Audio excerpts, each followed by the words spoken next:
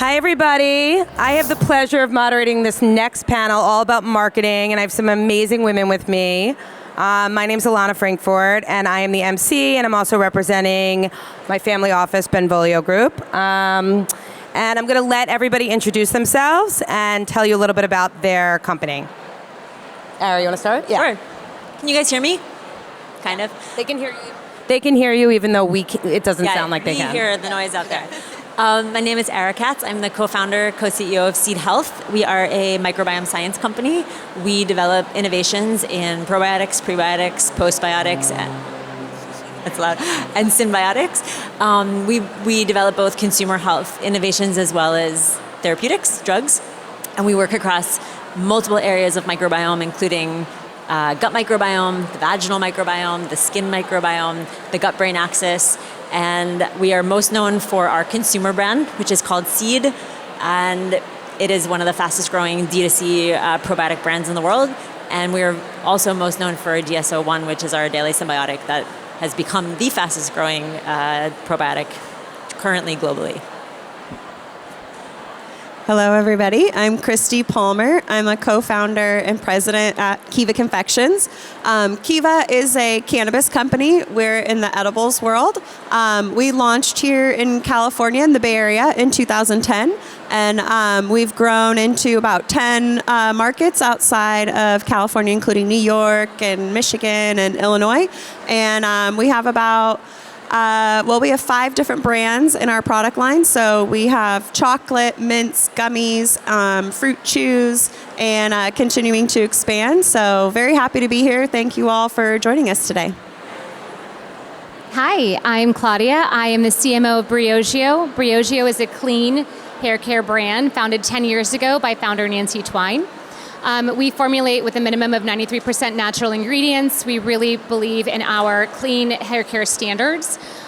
We sell at retailers such as Sephora and Ulta, and we've been a premium brand now in market that's won over 63 awards, and we're really happy to be here. Thanks, everybody. So we're here to talk about marketing. Everybody knows the basics of marketing, all these brands, everybody knows to be on Facebook, everybody knows, the basics 101. But I want to know from you guys about some innovative things that have actually worked. So we'll start just kind of high level. What are some strategies that have helped you stand out and that might not be so typical to what you might, learn in school or do at a bigger company? Yes, sir. Sure. Anyone. So we're a science company, and one of the reasons we started Seed with a lot of the values we had was because we really wanted to bring a level of life science to an area like consumer health, which is actually very devoid of a lot of real science and where there's a tremendous amount of noise. And one of the things that we're always kind of thinking, we use this tenet called the medium is the message, which is, how you show up in certain places are also like reflective of what you care about as a business. So one of the things that we saw when we were first starting, and this was, if you remember back when like Tummy Tea and the Kardashian, there was like all this noise, the FTC was starting to crack down on influencer marketing. And in the particularly in like the wellness space, because you had all these influencers saying like crazy shit and then like no backing, but also there's real laws around that from the FTC in terms of what you can say. So a lot of brands started to kind of pull back on it, or they just tried to be like a lot more careful. And what we did was we said, let's lean like way into this, and let's actually use at this time Instagram as the primary place where we can actually show up in a way that's like really different. So what we did is that instead of not working with influencers or just like giving them very like diluted messaging or trying to be extra careful, we said, let's instead put like a lot of friction between how they actually are able to work with us and focus on our core tenet of education. So we actually created a university on Instagram. It's at Seed University. You can go look it up. It's an open account. And the highlight reels are every module of the entire course take place on the account. The last module clicks through to a final exam, which you have to like actually pass with 100% in order to even be considered for our partner program. So we thought, let's attract the people who would be interested in learning about the microbiome, about the history of probiotics, about the science, not just about our products, about our environmental work, about many things, also our product, and also put a module in there to learn about FTC regulations. And as a result, have built off of that.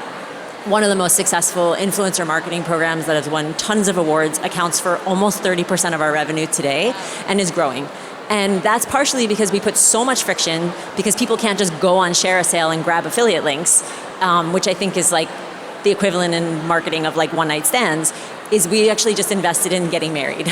And we invested in education with the belief that if we could create what we call hashtag accountability, or be hashtag accountable, and they have to use hashtag accountable in all of their posts, in addition to disclosing partnership and actually being so far in the world of transparency that it actually then elicits so much trust and credibility.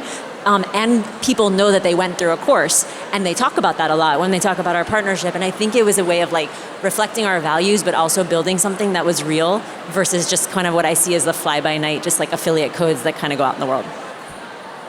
Kristi? Yeah, that's great. I love to hear those creative strategies. That's awesome. One of my favorite marketing tactics that we've used at Kiva over the years, still to this day, is our turkey gravy. So we came out with these packets of, they're 10 milligrams each of THC, powdered turkey gravy, and it was a limited run. It was intended to be a stunt, and it worked so well. It was so fun. Was it like a Thanksgiving thing? It was a Thanksgiving thing. It launched like a couple of weeks before Thanksgiving, and we literally made like 200 of them. It was like not a bit, you could barely find them anywhere, but it got picked up in the news and in the press and media, and we were getting phone calls, like our employees, their families in like Michigan or wherever were saying, oh, I just saw in the local news that Kiva has a turkey gravy this year, and so it was super, super fun. And I think our best placement that we got out of that was a mention on the Stephen Colbert show, which was really fun. So yeah, that's been really effective. How do you decide, since you have four brands or five? Five. How do you decide like which brand to market the turkey gravy under? Yeah, good question. So that one fell under our our Kiva Confections brand, which probably has the most recognition of everything. And since it's so different, it's not a gummy, it's not it doesn't fall in line with any of the other product categories. You can kind of let it like stand out on its own and be weird. Do you do this every year now? So we've done it a second time, but it wasn't as effective. So okay. I don't think we're going to do it again. Maybe like something like an eggnog for Christmas or something. We did a ketchup, a ketchup collaboration with Fatburger as well. That was also really fun, but didn't get quite the traction that the turkey gravy got. Claudia, do you have a story for us? So on the influencer note, beauty influencers are ubiquitous. Everyone in beauty works with influencers. We now know it. We know who they are. They're the same suspects for every brand. And that's important. They're recognizable. You know who they are. For us, we dig a little deeper, and we dug a lot deeper. So we wanted to find true advocates for our influencer marketing campaign. So we actually wanted to cast actual authentic advocates of the brand as our models. We'll wait for that to pass. And we also wanted to focus on who is authentically using our product, which are hairstylists, and feature them as models, not just behind the chair, not just behind the scenes, but elevating the people who create our brand and are actually authentically using our product day in, day out, and celebrating them as well. So for our big brand campaign, we just turned 10 this year. We launched a brand campaign that focused on featuring multiple hair types and textures of models of all ages. So the eldest being close to her 70s, the youngest being 19, I want to say. We had this amazing sort of wide swath of creators. One pair of them was identified by my 14-year-old daughter, who sent me a TikTok in the middle of math class. And she's not grounded, she almost was, to sort of share with me that, hey, these girls are using your product, they have 4 million followers, they're buying it at Ulta. And I go back and I look, they never once tagged us. I go back and I look at their content. They're the big sisters of curly-haired girls. They've been advocating and talking about Briogeo for, I don't even know how many posts. We've missed it for the past year, and simply discovered them because my daughter has curly hair and she follows them religiously. And that is how we kind of cast our influencers as authentic, truly like lovers of the brand. Smart. Yeah. Okay, so you guys all have very different industries here, but one thing that we were talking about backstage, and I'm going to phrase this differently, is you can kind of get away with saying anything, right? Like science-backed, clinically proven. You were mentioning, Ara, that like you can just say that your product is a probiotic, even if it isn't. I mean, who knew? So how do you cut through that noise? In the U.S. In the U.S. How do you cut through that noise and really tell them who you are and explain and have your claims be acknowledged and realized? And any of you guys can take that one. Sure, I'll go ahead and start. So yeah, in the cannabis world, we see a lot of label claims being made, even though they're not. There's not a whole lot of regulation around those label claims, and so people kind of make up a lot of different things to attract consumers. There's some scrutiny, but not enough. And so I think what's important to Kiva is integrity, and especially with a cannabis product, gaining trust amongst our consumers and keeping it. And so the way that you do that is by creating a product that is of the highest quality and then doing what you say you're going to do every single time. So some of those claims that we see, like fast acting, for example, haven't been tested, don't have to be tested. And so you see some fast acting products in the market come out, they make a big splash, they're super popular, and then they sort of start to wane as the market sort of understands that they don't do a whole lot, or maybe they are fast acting that first time but not the second. So that inconsistency, unfortunately, erodes the entire market, which is kind of sad for cannabis edibles, which could use a boost anyway. So that's what we see. Ara, you want to tell your probiotic story or explain? I mean, we work in a crazy space. Like the microbiome is a fascinating world, because the way that it's very unlike the genome, right? Like we sequenced the human genome, and we had you can't go to Whole Foods and buy anything for your genome. We've never had a time in the history of medicine where a field of science, like a frontier field of science, is so new, but what we say at Seed is that the evangelism is so far ahead of the evidence. And so it was in the way that the microbiome got commercialized and has been commercialized early on is in probiotic mania and kind of gut mania. And what that has meant, and it's really interesting because really the field started more in Europe and early relics of the dairy industry in the United States. But the term probiotic is not regulated in the US. It is regulated in the EU and in Japan in a very, very different way, which I think in other parts of the world reflects the fact that they understand that the science and the field of probiotics is a very serious So if you're discipline. buying a probiotic, there's a 99% chance that it's not actually a probiotic. Particularly... So buy Seed.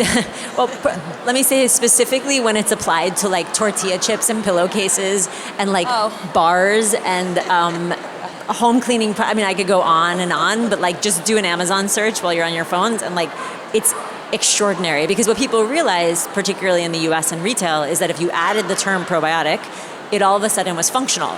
And if you added any strain of bacteria, doesn't matter how much, doesn't matter if it was studied, doesn't matter if it's stable, doesn't matter if it actually does any of the things that it's most of the vaginal probiotics, for example, that are on the market are not strains that are found in the human vagina. They're strains from the gut. So I can tell you a lot about the vaginal microbiome. You don't want strains from your gut in your vagina. So there's so much misunderstanding that actually, and the obfuscation that has happened because of the marketing, and the value proposition is so strong that people just assume that it must do this. But there's a very serious field of science behind it, but in the US it's just not regulated. And so it makes it very challenging. So how do you make sure people know that you're real, because you have your whole science? I mean, look, I think for us, we're just core science company. And the way that has kind of what we call, we're a SaaS business, we call it science as a strategy, which is we do great work and we make incredibly effective products. I think that's the first piece, which is that we have more science than we can say, meaning that so much of the science that we do, we actually can't talk about. So great example is we just finished an IBS study at Harvard. I can't talk about that to anybody in terms of what the findings are. What I can do is I can publish that in gastroenterological journals. I can publish that in certain places. I can present that at conferences. That has a flywheel effect, because we start to understand how important the practitioner recommendation is and how important a doctor recommendation is. We have our scientific authority and medical authority and perception in the allopathic, Western kind of more traditional medical practitioners, as well as integrative and functional world, is incredibly impactful, because that's where a lot of the recommendations come from, right? There's the Dr. Google effect. Everyone goes to their doctor and says, what do you think of this? Or, for example, your doctor will say, I believe that you should be taking some sort of probiotic. And so our science cuts through the noise in a number of different places. I think first is making an extraordinary product that's effective, that's been evaluated in clinical research, is the first. The second, though, is that our science also makes it to different people who at different parts of the funnel and in a patient life cycle has meaning. So with practitioners, that like science has a lot of meaning, even though I can't go on my website and talk about what it does for people with IBS. And then of course from a marketing perspective, it's interesting, we just did like a big brand study with BCG, which I don't know why it costs so much, but it does. And the perception of the brand has a lot to do with efficacy and science, and I think a lot of that is because of the language and the way that we speak, talk, the way we talk about science, and like the way that we articulate things. We also have a part of our care team is called PsyCare, and those are all people who have like master's or PhD level and above education, and they answer all health science and product related questions. We can't dispense medical advice, but they do lit dives, they're giving you citations, they're giving you really interesting information around whatever you're asking. And so it's not like one thing, but I would say that the way we show up, like a lot of people will say, I can't understand half your product page, but it makes me trust you. And so a lot of it is also just like we're very precise, and we don't really try and like obfuscate things. So that's the best way. All right, Claudia. Okay, so I'm not a doctor, but I know that everyone here has probably had a hair crisis. Everyone here talks to their stylist like a therapist. We do actually have a very similar methodology when it comes to substantiating that a product works. So we use third-party clinicals, subjective testing. We actually do test all of our products' efficacy and level, and work with actually ingredient suppliers that provide us with a lot of data journals and tests on the actual raws that we use. Again, it's going to come down to if your products work and if you're able to communicate that. But for us, in beauty, we see manufactured results, before and afters, photoshopping. That's pretty pervasive even to this day. So putting the power of our products into the hands of consumers, so user-generated content, testimonials, before and afters that are authentic from actual people, showing your own consumer mirrored back to them on the site is one of the most impactful things you can do. Showing that in social, showing those results on your PDP pages with retailers, actual real people backed by your scientific claims, by your tested, vetted, third-party sound results is a really beautiful way of telling a story. And ultimately, your products have to stand up on their own. So, for each of you guys, how many tries does it take for somebody to be hooked? Or, I mean, you could ask it in like the lifetime value, blah, blah, blah, but I'm just curious, like, how do you get somebody to stick with you? So how long does it take, or what's the threshold to make them, I guess, a lifelong customer or at least a multi-year customer? Claudia, you want to start? We're pretty lucky. So hair care is pretty instant. You shower with us. We get naked with you. You either love us or you don't. So we're jumping right on in.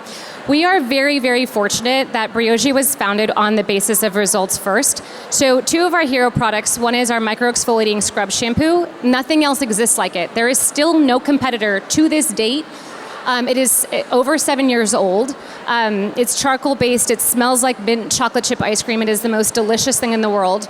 And the experience is so wonderful, but once people try it, the results are phenomenal. So it's a scrub exfoliating shampoo. If you have a drier scalp, if you have flaky scalp, you literally see the difference before and after your shower. That's one of our, I don't want to say the term gateway drug, but it kind of is. That is very much kind of our gateway and hook into the brand. And so sampling that for years has been successful for us. The other is we also know the lifetime value of our consumer. If they come in through that mask, they stay with us for years. That shampoo, they stay with us for years. And then we have a repair mask. So for those of us that like to bleach our hair within an inch of their lives, and speaking from experience. So you must give out that first product a lot. I mean, it's worth it. It's amazing. It's amazing. And it's actually one of our always-on sampling efforts that we have. We always have a trial size available at retail. It is absolutely one of our hooks into the brand. And it's actually what we're doing. We have such scalp authority as a brand that we're really fortunate enough to have such a standalone product that no one else competes with. And it won an award. Literally, this morning we got notified that it won an award from Elle. It's 7 years old and just won another award. So it's pretty cool. And I know, Kristi, for you, it must be hard. Like, I mean, I'm a Camino user. I think it's amazing. But like, if somebody tries your product and is in like the wrong headspace, they're never coming back. So, I mean, for you, what's the, what's that? What does that look like? Yeah, so we spend a lot of time marketing to our consumers in the retail dispensary. So the industry itself has experimented a lot with magazine ads and out of home and billboard and all that stuff. But if you see a Kiva ad on a billboard and then you pull off the freeway, like you might buy something else by the time you get to the register. So spending a lot of time in the store, once that person already has walked in the door, then we really turn up the volume and try to communicate very clearly with that person. So we do a lot of merchandising, a lot of retail presence, a ton of sampling to the bud tenders, because unlike a lot of stores, most of the shopping experiences in the dispensary are with the conversation with the bud tender, right, with the bartender, so to speak. So you have to really win their hearts over so that they talk favorably about your product, and it is like a make or break. If the budtenders love you, they will sell your product every day, all day. But if they don't, they've never tried it, you have something new, they haven't heard of it, then your chances of success in that store are very low. So once we've matched a consumer up with the right product, the quality, the experience, hopefully tends to keep people hooked.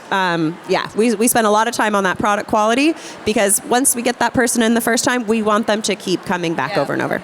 And then for you, how long does it take to see results? So we're all like in this world where we want to I want to take your pill, or you do call it a pill?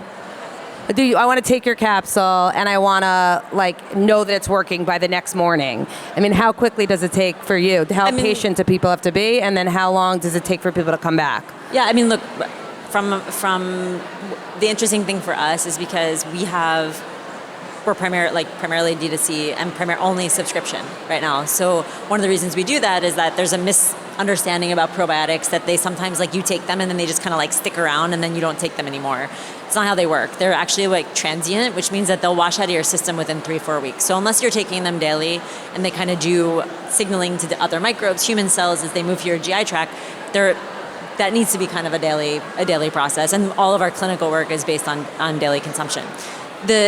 How long something takes to work and will I see results is the greatest asterisk of all time, because I think we all understand there's placebo effect. B, I think we know that every single person in this room is on a wildly different health journey and has very different rationale for coming in the door. If you have IBS and you're desperate, it's very different than someone who's just I like optimizing my health and I just want to know that my gut immune axis is supported and my gut barrier is as tight as it can be, because I know we're going into cold and flu season. Very different needs. So the answer to your question is that first of all, you have to take human placebo and the why they're coming in totally right over here. Typically, and probiotics are very interesting. If a probiotic is effective, usually there's an acclimation period, which actually means you can often feel worse before you feel better. So you could feel some abdominal cramping, you could feel a little bit bloated. There's certainly an aspect of kind of attuning a bit to your system before something can quote unquote work. Now people like that because they think that they understand that it's doing something. But there are people who will say, and then there are people who experience none of that and just say, within 48 hours, I literally had the best poop of my life. And then there's people who are I just generally feel better. And then there's people who are this cleared my cystic acne in 4 weeks. Half of those things I can't say.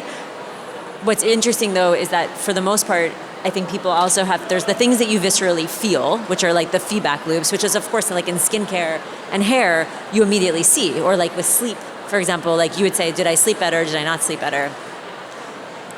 What's interesting in our world is there's feedback loops your digestion, but the hard thing is that a lot of what our product does is not something you would see or feel necessarily, such as for your immune system or your gut immune system, gut immune connection. There's a lot of stuff that happens because the immune system is so concentrated in the gut. And there's very important things that we understand mechanistically, and we have 20 papers for, but will somebody feel that? It's very hard to know. And so part of the reason that, like, as a subscription company, what's nice is that we have the opportunity for education, and we have the opportunity to explain what's happening physiologically, and we can talk about the science. And but I think what's the reason that we have the retention curves we do is because of the perception of efficacy, because of the digestive piece.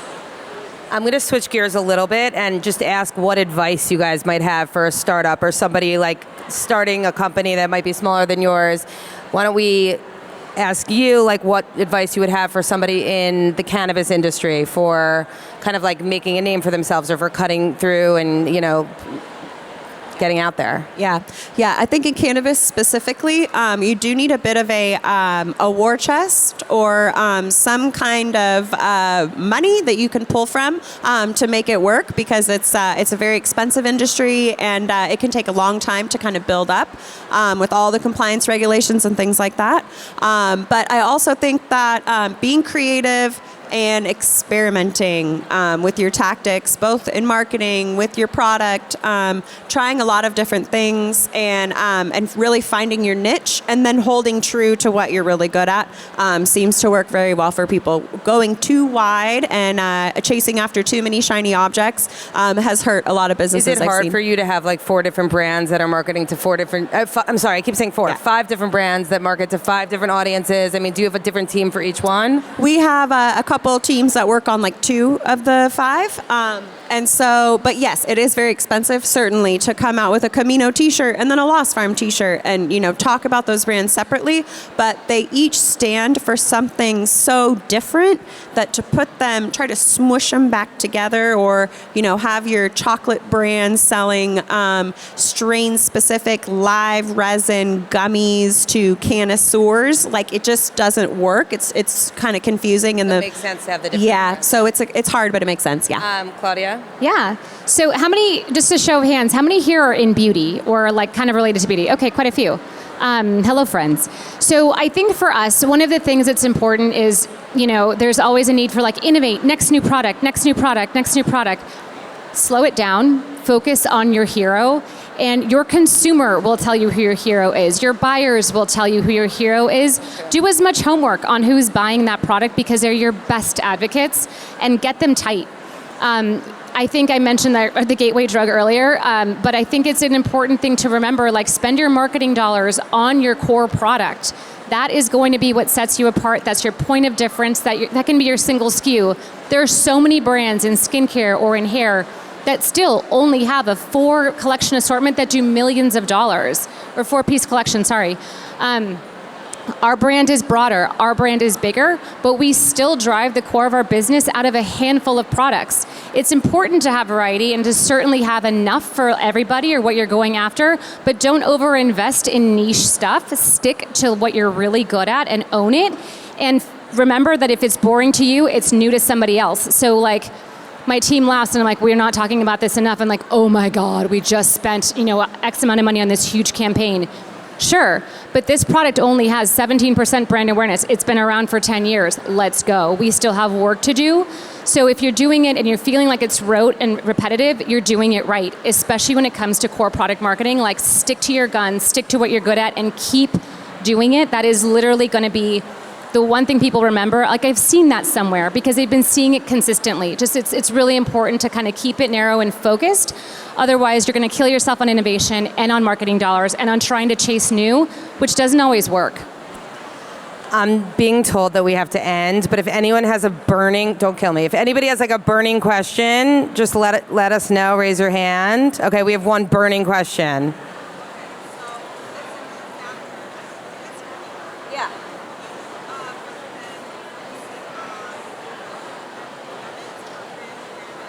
As a founder, she's a founder, would you focus on brand awareness or growth for new brands? Brand awareness or growth straight off the bat? We still struggle with that. Quick answers. I think if you're making a distinction between them, you're already working from the wrong assumptions. They 1000% interact with one another, and every ad is brand awareness, and everything you're doing from a brand awareness perspective is growth. even a meta ad, even A/B testing, landing pages, whatever it is. So like I think I would first check the underlying assumption, and just first principle is the idea that they're not deeply, deeply intertwined. And then the question becomes, well, where do I put my money if I have limited resources, which is I think more of what you're asking. Which is, I really like the answer, which is that there's some aspect of experimentation, absolutely. And I think spending the time to deeply understand from an insights perspective what is different about you before you go spend a lot of money on brand awareness and before you do an out-of-home campaign. There are so many inexpensive ways to learn what language, what copy, what imagery, what are the things that you may think like you drink your own Kool-Aid, but actually someone else thinks what's really interesting about you is something totally different than what you actually perceive it to be. And so there's so many, I think, very inexpensive ways to learn so much before you actually go take some of the bigger, more higher cost Consumer data is so important. Oh, thank you. Thank you. She loves her content, she Thank said. you very much. Anything else you guys want to add? Yeah, brand awareness, I think if you can hit on those points and those reasons to believe over and over and over, then that will lead to growth organically. So one of the main messages, don't believe everything you read on a label, guys. And play the long game. Okay, so we have thank you to our panelists, guys. That's awesome. We have a video now presented by retention.com, a short break for lunch and whatever else you guys want, and checking out all your booths, and then we'll be back here at 1. So thanks, everyone.